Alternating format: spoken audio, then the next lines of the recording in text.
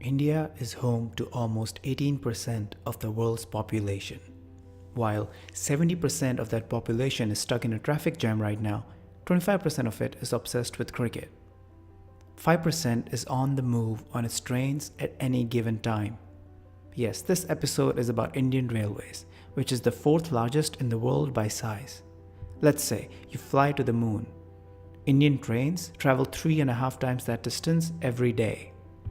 Theoretically, the whole population of Finland or Singapore can be seated inside all of the Indian trains, which comes to around 5.5 million people.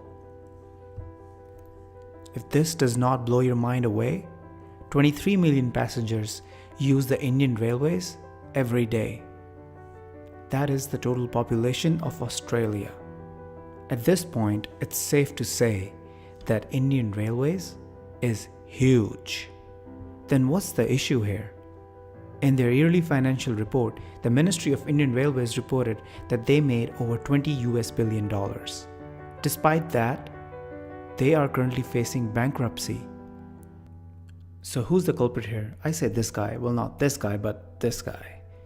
Mathematically speaking, operational ratio is nothing but the operating expense faced by a company divided by the net revenue multiplied by 100. So lower that ratio, higher the profit for the company.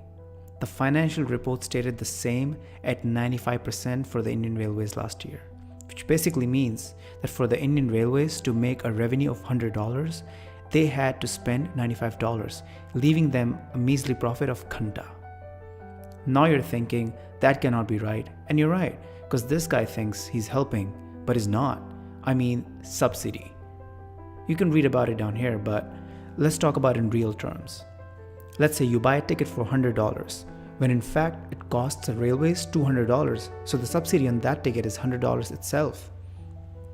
While a subsidy is usually a government aid, but in this case, Indian Railways is actually managed by a government body itself. So they force the railways to take the loss on the tickets themselves to keep the pricing low. Due to this immense political pressure and to save the votes, the ticket price hikes have been rare. So rare, in fact, that when back in 2013 prices were increased, they came after one full decade. In fact, railways faced a loss of 33,000 crores this past year, and that has been the case for the last 3 years. Being forced to prioritize the passenger half of its functions, they had to compensate for the lost fare revenue by increasing the premium for the freight clients, eventually losing them to the road. We need the ticket prices to go up, as bad as that sounds, so that this ride can be a little less bumpy.